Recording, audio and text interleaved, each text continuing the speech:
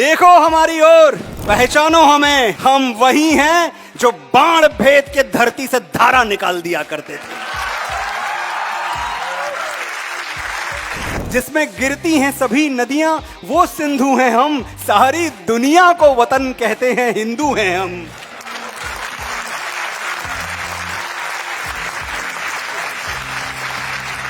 52 second खड़े होने में तुमको हैं एतराज बड़े, सियाचिन की सरहद पर कोई बर्फ हो गया खड़े खड़े।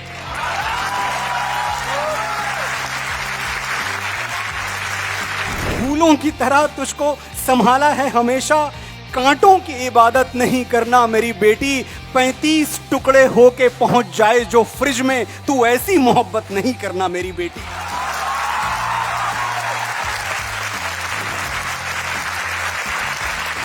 वो हाथ कंधे से कैसे जुड़ा हुआ है अभी, दुपट्टा जिसने किसी बहन का गिराया था। ये मोमबत्तियां मर्दानगी पे लानत हैं कि मर्द वो है जो लंका जला के आया था।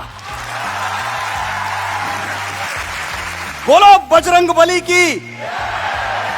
तेरी हैवानियत की है तो बस औकात इतनी है, बहाकर बेगुनाहों का लहू इतराना आता है। गुरूरे बेखबर, ये बात तुझको कौन समझाए, वो सर झुक ही नहीं सकता जिसे कट जाना आता है।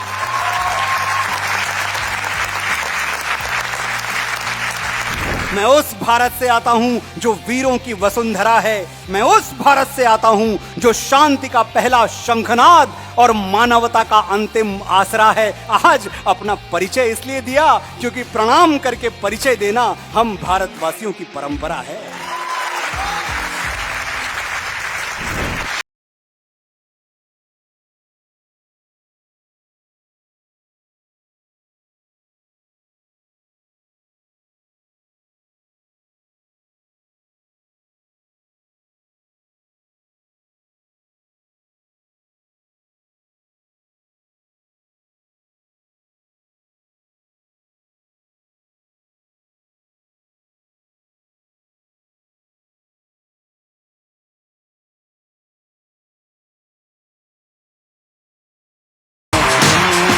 नमस्कार, प्रणाम आप सबको। जय हिंद, जय भारत। बहुत बहुत बहुत स्वागत आप सबका और बहुत आभार, दिल से बहुत आभार।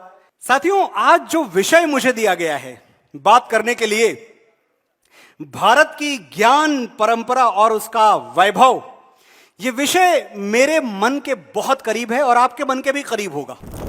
जब जीरो दिया मेरे भारत ने, दुनिया को तब गिनती आई। सही कह रहा हूं मैं?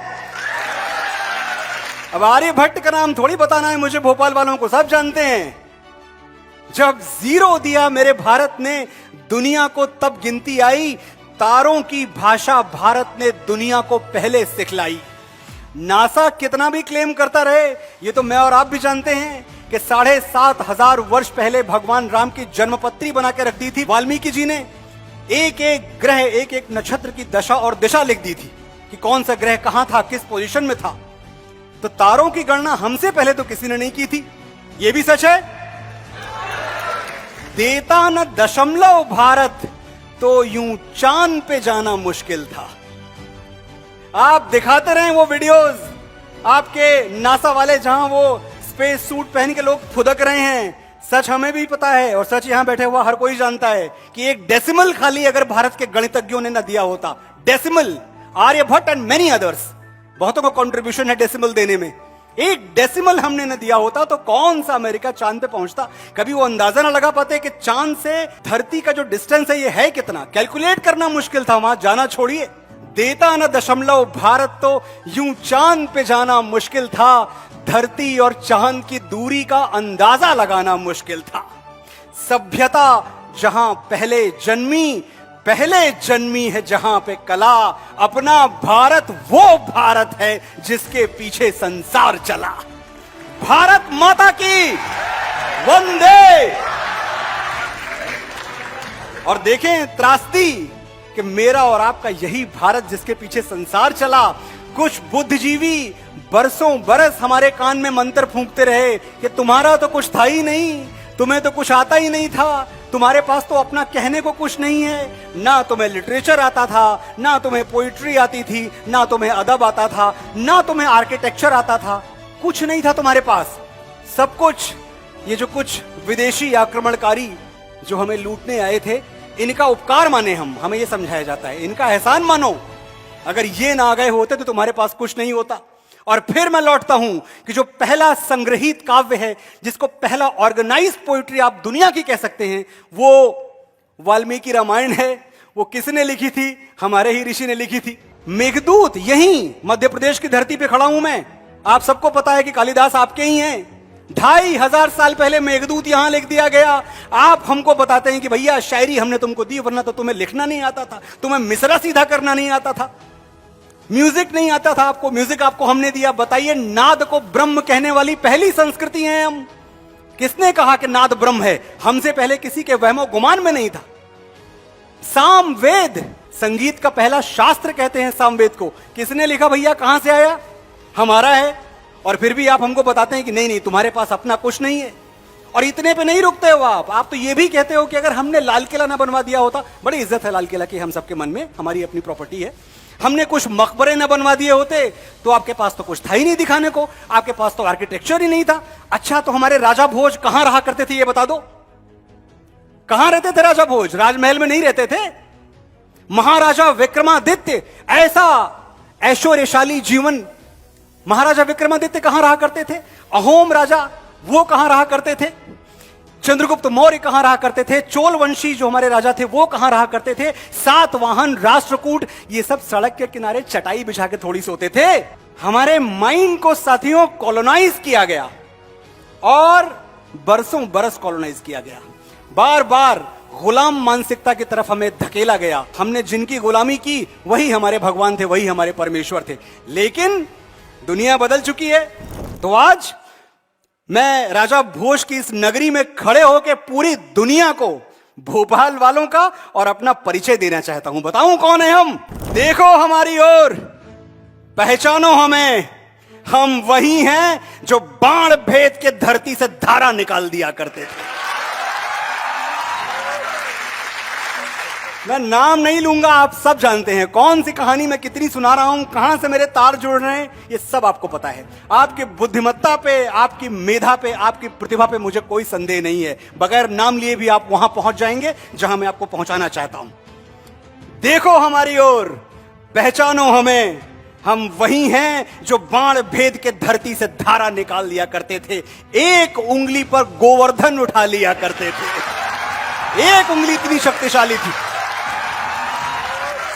हम ही थे वो दिलेर जो चक्रव्यूह में वापस लौटने की विद्या सीखे बगैर गए। कोई करके दिखाए। पता है कि अंदर जाना है पर बाहर नहीं निकलेंगे, वीरगति को प्राप्त हो जाएंगे, फिर भी हिम्मत देखिए। हम ही थे वो दिलेर जो चक्रव्यूह में वापस लौटने की विद्या सीखे बगैर गए, और वो भी हम ही थे जिनके फेंके हुए पत्थर पानी में तैर गए। जय श्री राम, जय जय श्री राम। हम मारना भी जानते हैं और बचाना भी। हमने दुश्मन के लिए फाइटर जेट्स बनाए, संगीन बनाई, और जब जिंदगी की सांस टूटने लगी तो हम ही ने वैक्सीन बनाए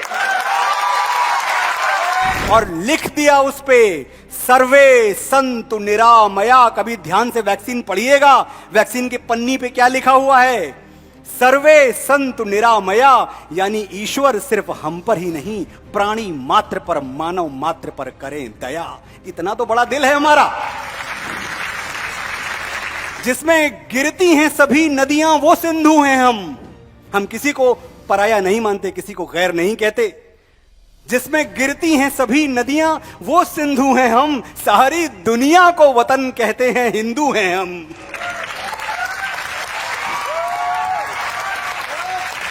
अयम निजः परो वेति गणना लघुचेत साम, उदार चरिता नामता वसुधैव कुटुंबकम। याद रखिएगा, हम छोटा नहीं सोचते। हम शांति का सवेरा हैं, मानवता के उजाले हैं, पहचानो हमें, हम भारत वाले हैं। मैं उस भारत से आता हूं जिसके होठों पे गंगा और हाथों में तिरंगा है।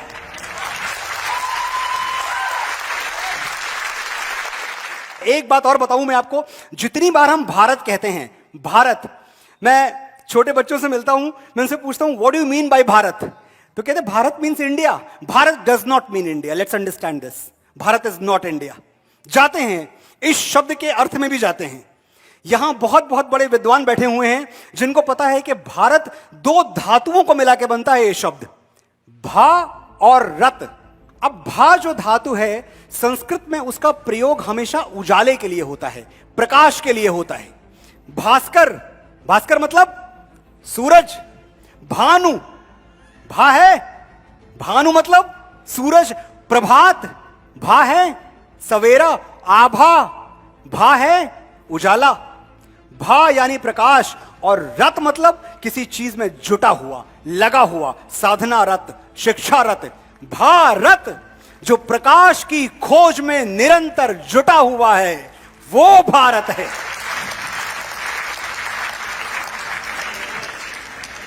तमसो मां ज्योतिर्गमय, यही तो है हमारी परंपरा, अंधेरे से उजाले की यात्रा। मैं उस भारत से आता हूं जिसके होठों पे गंगा और हाथों में तिरंगा है। मैं उस भारत से आता हूं जो कभी सत्यम शिवम सुंदरम, कभी वंदे मातरम, और कभी पंजाब सिंध गुजरात मराठा द्राविड़ उत्कल बंगा है। ये परिचय है आपका। और देखिए, राष्ट्रगान की याद आ गई हमें। सिर्फ 52 सेकंड का राष्ट्रगान होता है, लेकिन जिन बुद्धिजीवियों के मैं बात कर रहा था, उन्होंने बार बार यह सवाल उठाया कि भाई थिएटर में हमें मजबूर क्यों किया जाता है कि जब नेशनल एंथम आए तो आप खड़े हो जाओ, हमें नहीं खड़े होना। यह हमारे फंडामेंटल राइट पे कुठारा घात है। इतने बड़े बड़े शब्द बोले गए इस देश में, 52 सेकंड खड़े होने के लिए इतनी ऐतराज, इतनी आपत्तियां। और ये वही लोग हैं जो उसी थिएटर में समोसे के लाइन में आधे घंटे खड़े रहते हैं।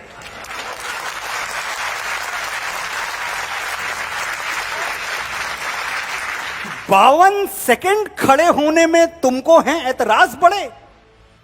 52 सेकंड खड़े होने में तुमको हैं ऐतराज बड़े। सियाचिन की सरहद पर कोई बर्फ हो गया खड़े खड़े।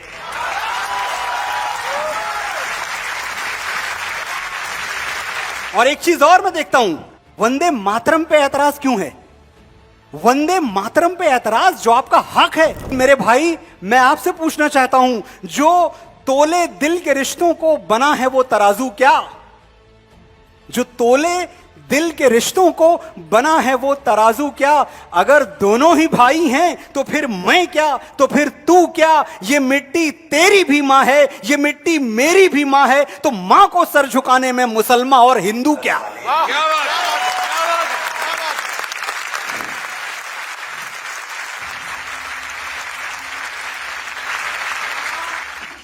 ये देश है अलबेलों का, मतवाले यहां रहते हैं। मिट जाएं तिरंगे पर जो वो जियाले यहां रहते हैं। दुनिया में सिर्फ हम ही हैं जो मुल्क को मां कहते हैं।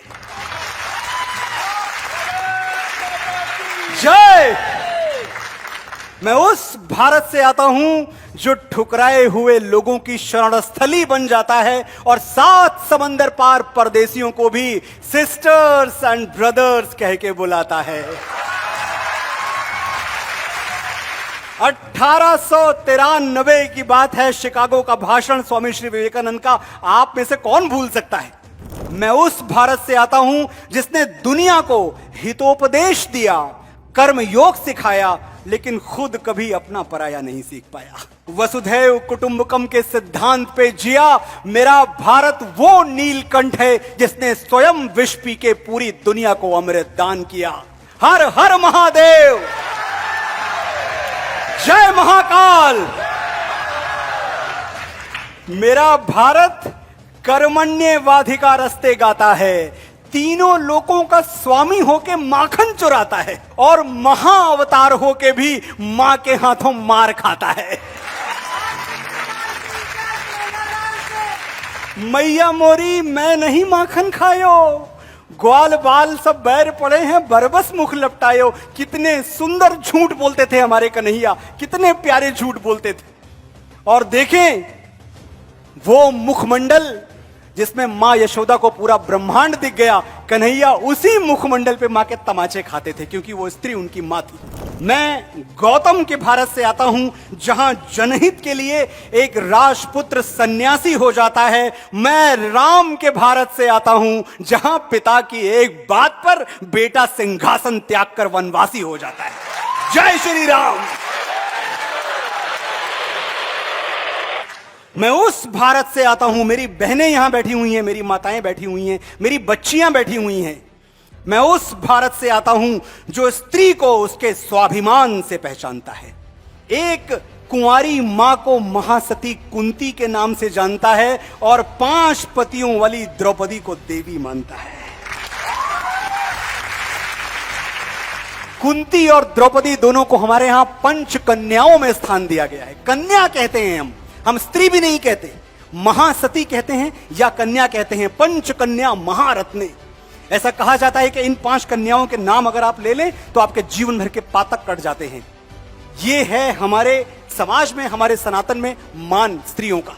लेकिन मुझे बहुत दुख होता है जब हम देखते हैं कि आज हजारों वर्षों बाद हमारे देश में क्या हो रहा है। हम अपनी बेटियों की सुरक्षा के लिए थोड़े से लापरवाह हुए हैं। गलतियां मानिए अपनी। अगर आप गलतियां नहीं मानेंगे ना तो कोई फायदा नहीं है किसी का भाषण सुनने का। समझिए, थोड़ी सी लापरवाही हमसे हुई है। बेटियों पे हमारे यहां अत्याचार होते हैं, उनके प्राण ले लिए जाते हैं, और हम क्या करते हैं? हम सिर्फ शांतिपूर्ण बातें करते रहते हैं, सिर्फ शांतिपूर्ण बातें। फूलों की तरह तुझको संभाला है हमेशा। एक मशवरा देके जा रहा हूं मैं भोपाल की बेटियों को, ध्यान से सुन लेना मुझे, और खुले दिल से सुनना, खुले मन से सुनना। ये मत समझना भगवान के लिए, ईश्वर के लिए छोटा मत कर देना मेरी बात को कि मैं किसी संप्रदाय, किसी पंथ, किसी मजहब, किसी जाति के लिए बोल रहा हूं। ये समझ लिया तो बात खत्म हो जाएगी, बहुत छोटा हो जाएगा सब कुछ।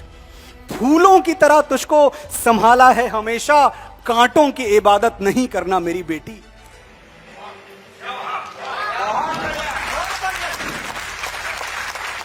फूलों की तरह तुझको संभाला है हमेशा, कांटों की इबादत नहीं करना मेरी बेटी। 35 टुकड़े होके पहुंच जाए जो फ्रिज में, तू ऐसी मोहब्बत नहीं करना मेरी बेटी।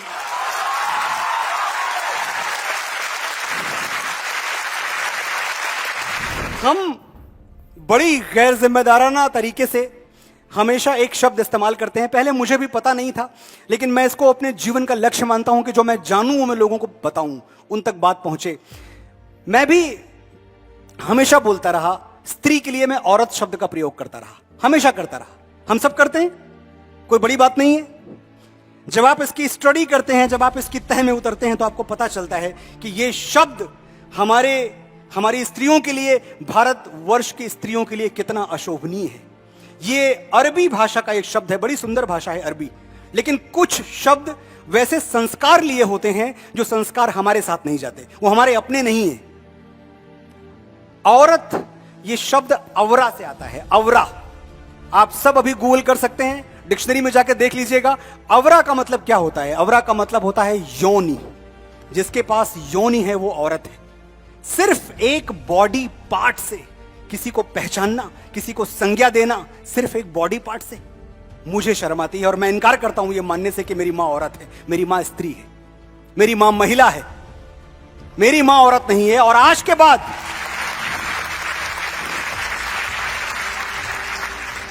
के बाद मुझे पता नहीं क्यों ये भरोसा है कि मैंने तो आपको अपनी बात बता दी, लेकिन जब आप लौट के जाएंगे, गहराई से सोचेंगे इस पे, अपने हिस्से का रिसर्च भी कर लीजिएगा, और फिर अगर मेरी बात आपको सही लगे, अगर सही लगे, तो आज के बाद ये लानत ज़दा शब्द अपनी माओं के लिए, अपनी बहनों के लिए, अपनी बेटियों के लिए, अपनी प्रेमिका के लिए, अपनी पत्नी के लिए औरत शब्द का प्रयोग मत करना मेरे भाई, कभी मत करना। और देखिए होता क्या है, जब हम इस तरह के शब्दों के भ्रम जाल में फंसते हैं, हमारी संस्कृति कैसे प्रभावित होती है, किस तरह से जो हमारी धारणाएं हैं, जो हमारा मान सम्मान है औरत के लिए, वो टूटता कैसे है। How we start taking everything for granted. कुछ भी हुआ हम कैंडल लाइट विजिल निकालते हैं, क्या हो गया, कुछ अपराध हो गया, कोई क्राइम अगेंस्ट वुमेन हमारे यहां हुआ, मैं रोज देखता हूं, न्यूज़पेपर्स में देखता हूं, मैं न्यूज चैनल्स पे देख रहा हूं, क्या भैया शांति यात्रा निकली हुई है, कैंडल लाइट विजिल। रियली ये जो स्त्रियों पे अत्याचार करते हैं, हमें लगता है कि ये भेड़िए मोमबत्ती से डर के भाग जाएंगे। हम अपनी संस्कृति भूल गए। हम कौन लोग हैं? हम वो लोग हैं जिन्होंने स्त्री के मान के लिए महाभारत लड़ी है। लड़ी है या नहीं लड़ी है? वो हाथ कंधे से कैसे जुड़ा हुआ है अभी दुपट्टा जिसने किसी बहन का गिराया था। वो हाथ कंधे से कैसे जुड़ा हुआ है अभी दुपट्टा जिसने किसी बहन का गिराया था। ये मोमबत्तियां मर्दानगी पे लानत हैं कि मर्द वो है जो लंका जला के आया था।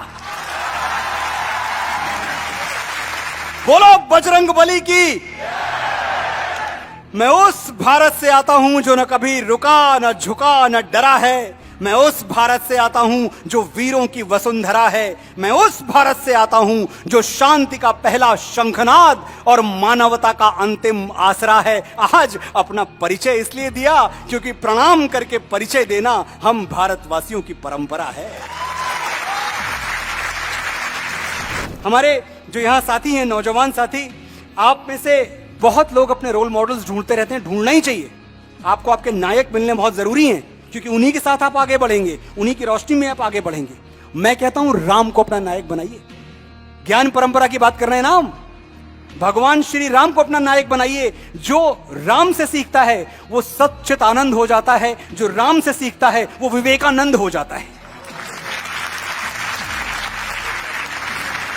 साथियों, मैं वीरता की बात करता हूं तो मुझे आपका एक और नायक याद आ रहा है, आपका एक और हीरो। मैं जानता हूं, मैं नाम लूंगा, नाम लेते ही पहली पंक्ति से अंतिम पंक्ति तक उसके सम्मान में तालियां बजेंगी। मैं दशमेश गुरु की संतान भगत सिंह, सरदार भगत सिंह की बात कर रहा हूं।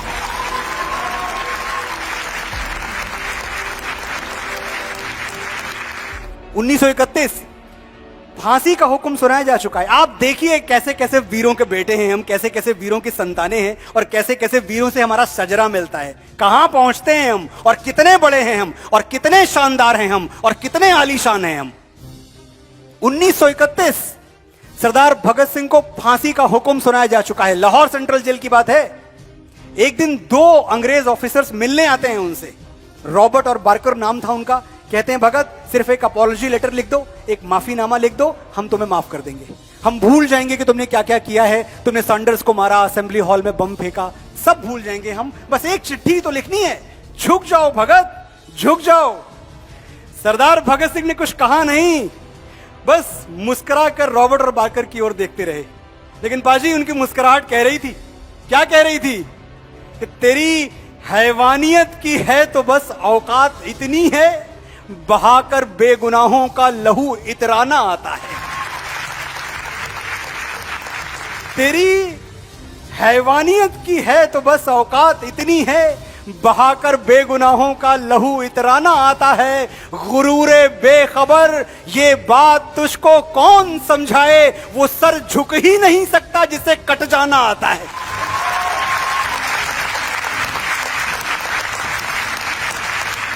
चिट्ठी तो लिखी सरदार भगत सिंह ने, चिट्ठी लिखी अंग्रेज सरकार को, और चिट्ठी में यह भी लिखा कि मुझे फांसी न दी जाए।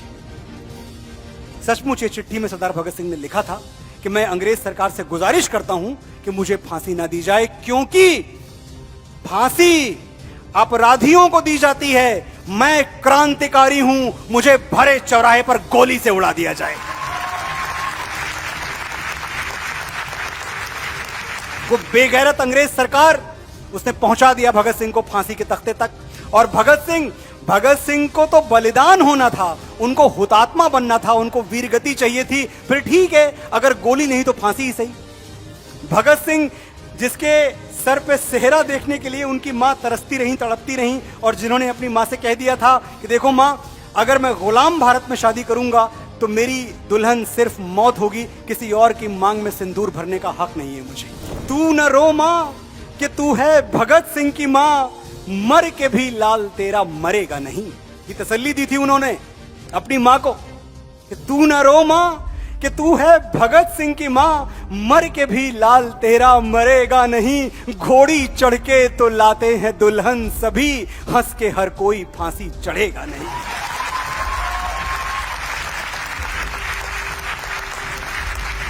सरदार भगत सिंह ने जब फांसी का फंदा देखा तो ऐसी दीवानगी से फांसी का फंदा चूमा है जैसे मेहंदी से रचे हुए अपनी दुल्हन के हाथ चूम रहे हो। ऐसी जवामर्दी, ऐसा लड़ाका। ऐ दुल्हन मैं राख बन सतलज नदी में बह गया, पूछ मत तेरी जुदाई दिल पे कैसे सह गया। है शहादत की खुशी पर जाते जाते दुख भी है, हाय आजादी तेरा घूंघट उठाना रह गया।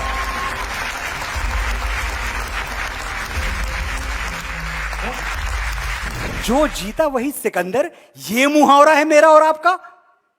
कौन सिकंदर? एक लुटेरा जो हम पे आक्रमण करने आया था। हम कब कहना सीखेंगे जो जीता वही महाराज विक्रमादित्य? कब बोलोगे आप? कितने 100 साल आपको गुजारने पड़ेंगे अपने मुहावरे बदलने के पहले? आज बदलो मेरे साथ, आज ही का दिन है, आज ही बदल के जाओगे आप।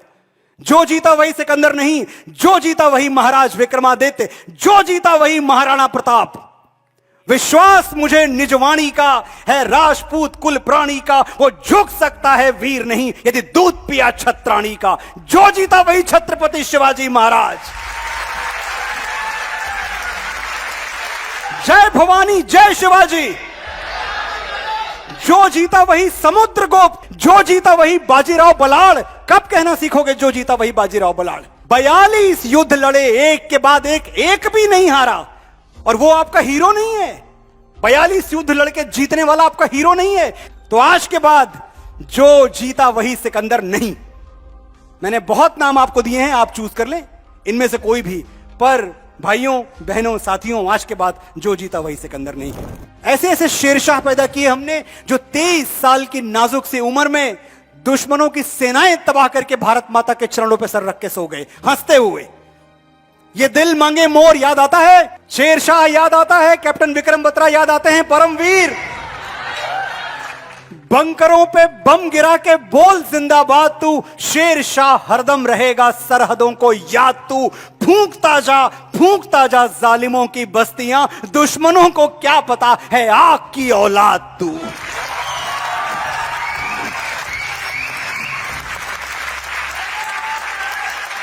अग्नि पुत्र पैदा किए हैं हमने, बोलिए मेरे साथ, भारत माता की, भारत माता की वंदे वंदे।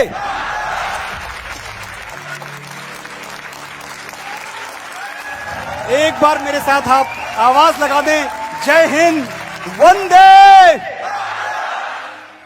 वंदे, भारत माता की। बहुत बहुत आभार आपका, आपने बड़े प्यार से सुना।